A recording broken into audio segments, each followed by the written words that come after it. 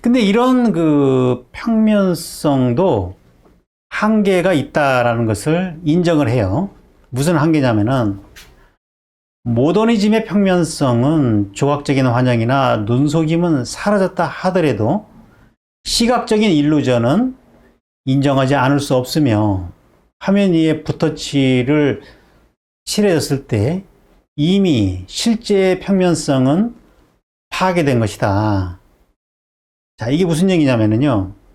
그러니까 완전하게 평면적이려면요. 이렇게 아무것도 안 그려야 되는 거예요. 이건 평면적이죠. 그죠?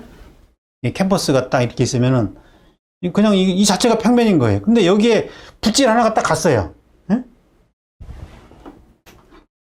붓으로 여기에 싹 하나가 갔으면은 벌써 이것이 일루전을 만들어내는 거죠. 이게 뭐 풀 같기도 하고 뭐 바람 것처럼 느끼기도 하고 뭔가 여기서 뭔가 다른 것을 생각한다는 얘기예요.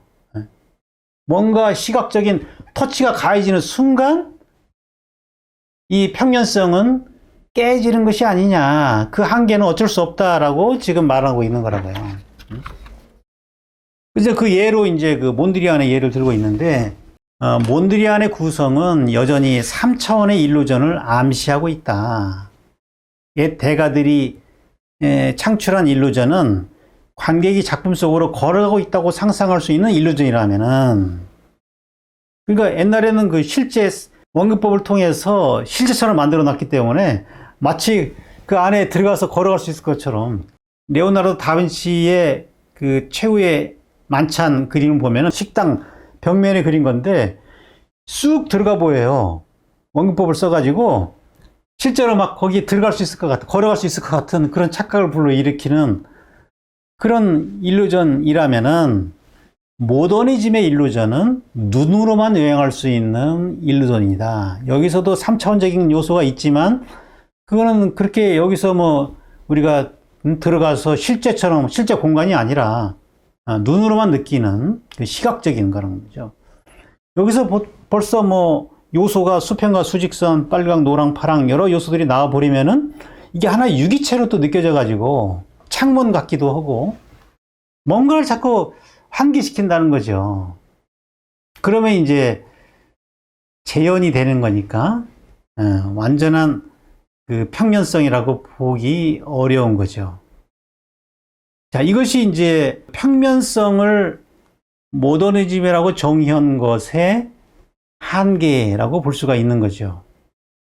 그리고 이것을 모더니즘이라고 정의하면 아까 제가 말씀드린 대로 이런 캠퍼스, 그 하얀 캠퍼스 자체를 그냥 작품으로 내놓으면은 가장 그게 이상적인 작품이 되는 거잖아요. 아무 짓도 안 하고.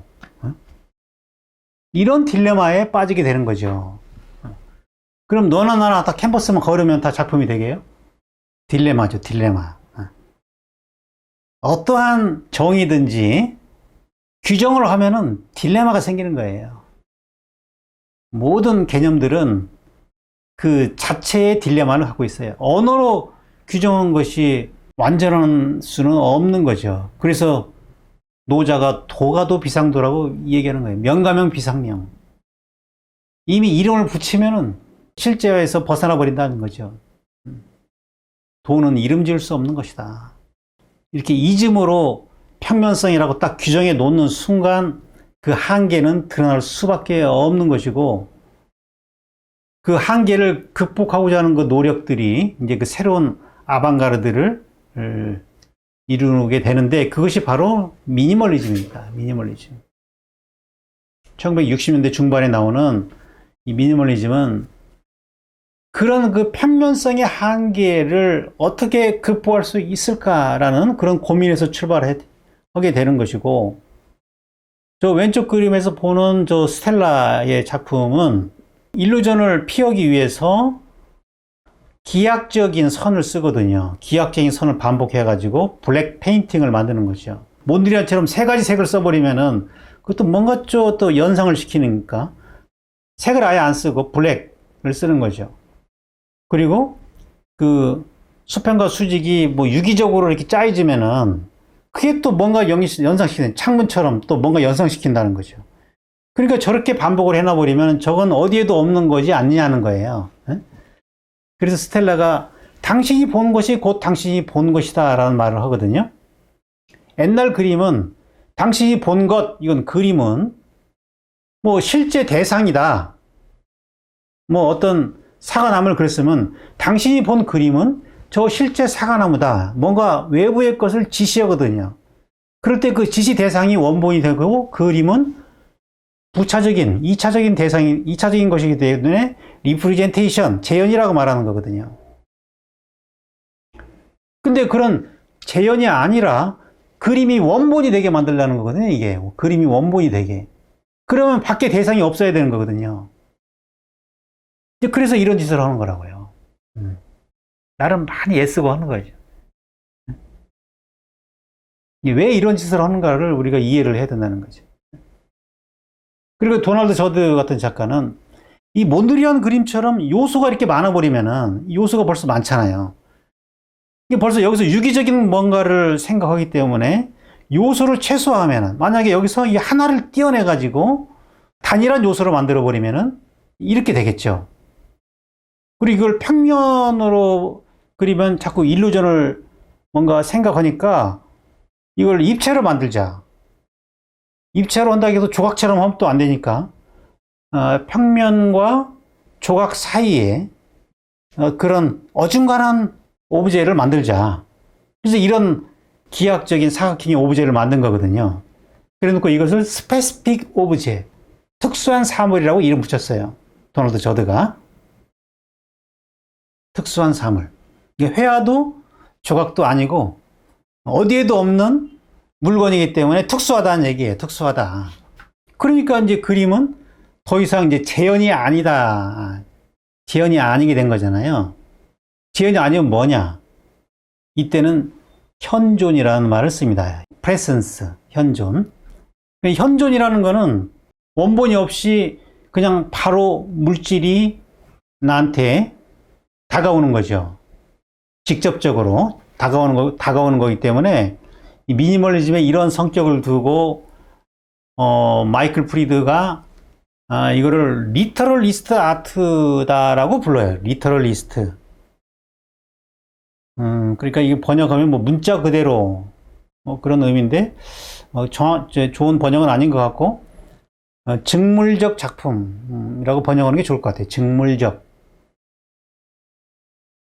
바로 물질로 원본 없이 바깥에 있는 대상을 연상시키지 않고 바로 물질을 직면하게 한다는 거죠. 그러면 이제 물질과 관람객의 현상학적인 만남이 이루어지겠죠. 거기서 어떤 것도 닮지 않은 하나의 물질이 관람객 앞에 딱 직면해 있는 거라고요. 그 만남의 순간은 이례적인 어떤 현상학적인 만남이죠. 그때의 작품과 관람자의 관계라는 것은 연극적이다고 보는 거예요. 연극적, 이례적인. 저런 작품들은 공간에 따라서 이례적으로 설치가 되고 또 관람객이 저 작품들을 볼 때 어디서 보느냐, 어떤 조명에 의해서 보느냐에 따라서 저거는 계속해서 변하기 때문에 이례적인 성격이 들어가 있는 것이고 그 이례적인 성격이라는 것은 연극적이다라고 말하는 거예요. 근데 그렇게 되면은 예술의 자율성을 위해서 여기까지 왔는데 이게 연극이 돼버리면은 예술의 자율성을 위협하는 거기 때문에 이 마이클 프리드가 이 그린버그를 개성해가지고 이런 미니멀리즘 작품들과 투쟁을 하는 거죠. 자, 미술이 이렇게 가면은 안 된다라고 그렇게 주장을 하는 거예요. 네. 자, 이런 내용들은 제가 쓴 현대미술의 전략 2004년도에 쓴 책인데요. 거기에 아주 자세하게 제가 이런 흐름을 잘 설명해 놨습니다. 그 책이 절판돼서 살 수는 없고 뭐 도서관에서 빌려서 보든지 뭐 중고로 구입하든지 그렇게 될 거예요. 그래서 우리가 이제 이런 그 서양에서 이렇게 전개된 모더니즘을 우리가 어떻게 받아들여야 할 것인가, 이제 그런 이제 문제가 남은 거고, 이걸 어디까지 받아들이고 어디까지를 한계로 우리가 진단할 것인가 하는 문제인데, 저는 뭐 이런 방식이 매우 그 서구적인 논리 속에서 나왔다고 보는 거죠. 어떤 그 분화주의라는 어떤 서양의 문화 의지에서 비롯된 것이고, 아니 미술의 정체성을 찾는데 미술 아닌 거를 분화시키는 방식으로 미술의 정체성을 찾는 방법이거든요. 방법적으로. 미술 외적인 걸 다 빼나가는 거예요. 문학적인 거, 뭐 조각적인 거, 뭐, 예? 예. 그러니까 어떤 나중에 뭐 평면만 남는다 이런 얘기인데, 뭐 이런 식의 자율성의 논리는 서양 물리학에서 똑같은 짓을 해요. 서양 물리학에서 보면은 그 물질의 그 최소 요소를 찾는다고 물질을 계속 쪼개나가잖아요.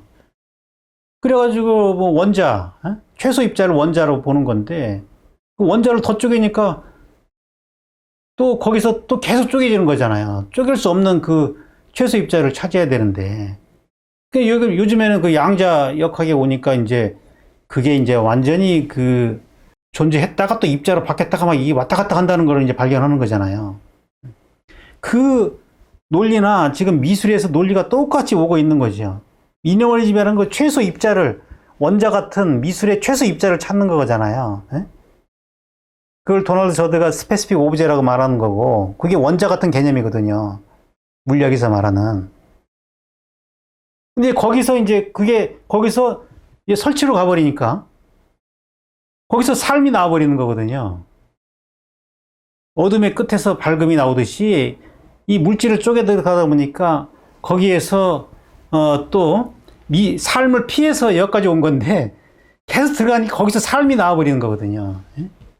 참 이제 아이러니한 건데, 아무튼 제가 생각하는 자율성은 이렇게 분화주의적인 자율성이 아니라고 보는 거죠. 저는 주체적인 것이 자율성이지 이렇게 남과 같은 거를 다 빼나가는 방식, 이런 것이 진정한 자율성이 아니라는 거죠. 우리가 부모로부터 독립하다는 것은 호적을 파내는 것이 아니고 내가 주체적으로 살아가는 거예요. 부모한테 의지 안 하고. 이게 독립이잖아요. 그렇지, 뭐 부모가 끈을 완전히 끊어내가지고 호적 다 파내고 이런 게 자율성이 아니잖아요. 그래서 서양에서 전개된 이런 자율성의 논리라는 것은 너무 극단적인 그런 자율성으로 갔기 때문에 한계에 직면해서, 그러니까 포스트 모더니즘이 나오는 거죠. 그죠?